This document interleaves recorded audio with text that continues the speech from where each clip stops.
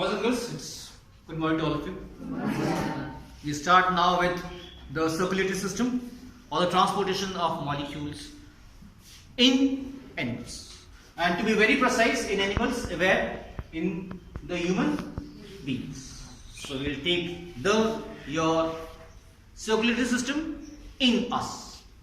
The circulatory system is the one which circulates, which gives nutrients, which gives O2, brings out CO2, gives it to the lungs give out, lungs once again receive O2, give to the blood. So entire your transportation of your O2, CO2, nutrients, hormones, antibodies, everything is moved throughout the body.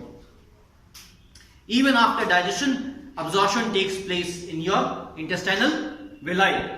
From the villi it is sent to the liver, from the liver it is sent to the different parts of your body. Okay? So entire thing we are calling it as our circulatory system. Now this circulatory system has basically three components. Number one, the fluid which moves throughout the body. So we are calling it circulatory fluid. The one which puts the pressure continuously keep on working and pumping. So we are calling it as what? Pumping organ. And finally, the tubes which are throughout the body. We are calling them as conducting tubes, or we are calling them as conducting vessels. Is it okay? We'll take one by one once again. So first is your circulatory fluid. I have written only two functions. There are other functions also. So I'll write it as ETC. So first is contain nutrients. So the supply of the nutrients throughout the body. Supply of the dissolved gases. Other functions we will take one by one. It is basically of two types. One we are calling it as blood. The other we are calling it as lymph.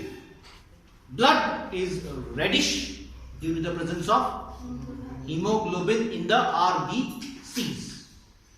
Lymph is light yellowish in color.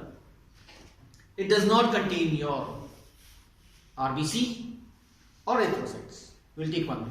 Now blood, if it is taken, blood has two portions. One which is made up of the cells. We are calling it as corpuscles. It's a solid portion. So if we take blood in the test tube, the thing which settles down at the bottom will be water. After some time will be your corpuscles. The one which is the liquid portion, which helps the blood to flow, we are calling it as water, plasma. Okay? Other components of this and this will take. Corpuscles here are of three types. One we are calling it as RBC, red blood corpuscles. The other name we are calling it as what? Erythrocytes. Ready? Erythro means red, cytes means CYTS, cytes means cell. The actual Latin word is called as cyto.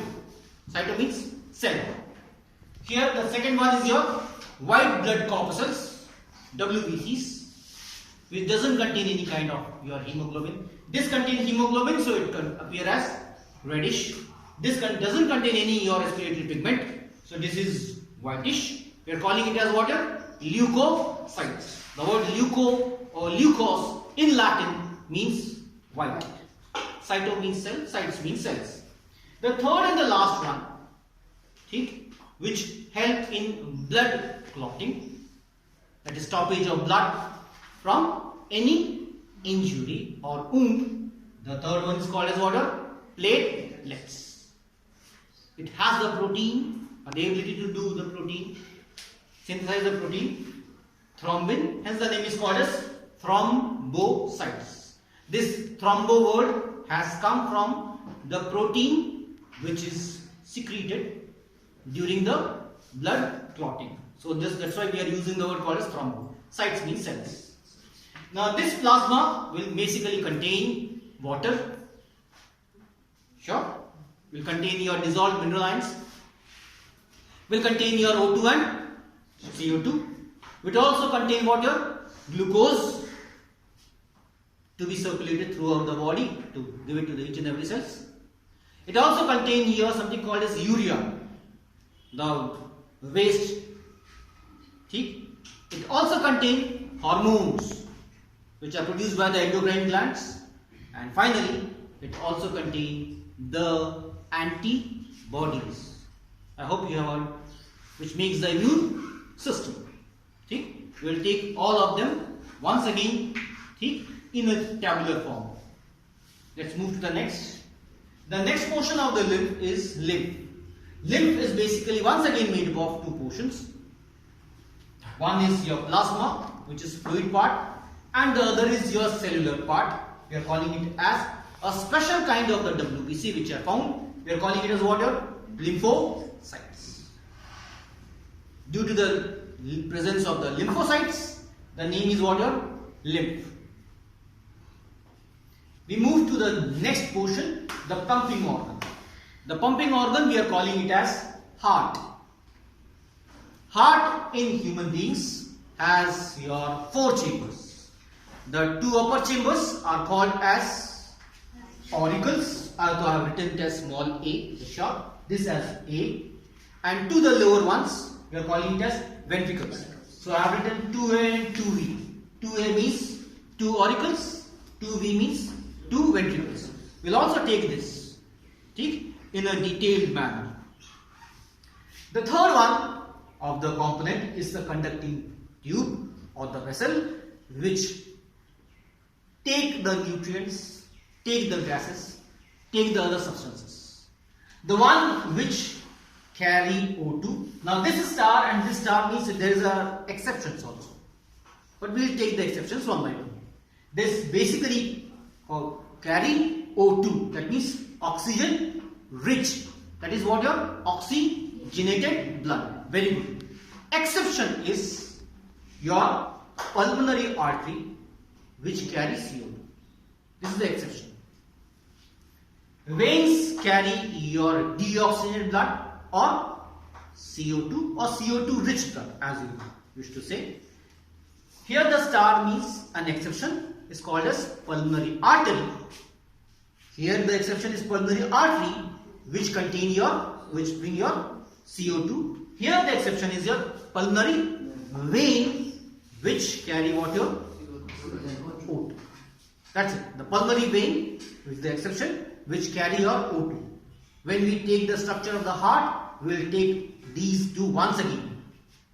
Now the third one is your fine tubes, much fine than your artery and vein. These are called as capillaries. The capillaries are very thin. They are very thin. They are 1 cell thick, and the internal diameter of the capillary may be about 0.01 millimeter. That's the thing. That the thinnest part of this helps in rapid diffusion of the gases as well as water nutrients. So this is the starting your lecture of this class, of this your circulatory system. Once again we will follow one after the other. So it has three of the components. One is your circulatory fluid, which is basically consisting of two kinds: blood, lymph. Blood consists of two parts. One we are calling it as what? Your plasma. The other we are calling it as what? Your corpuscles. Then again we are having your lymph, which is also consisting of plasma as well as your lymphocytes. Heart, four chambers with your two auricles and two ventricles. And once again the conducting tubes, which is you are having arteries, which carry blood under high pressure, veins which carry blood under low pressure, and finally the capillaries which are interlinking. That means we join arteries with the veins. They are quite like they join them. We are calling them as your 1 cell thick tubes. Could you all understand? Thank you.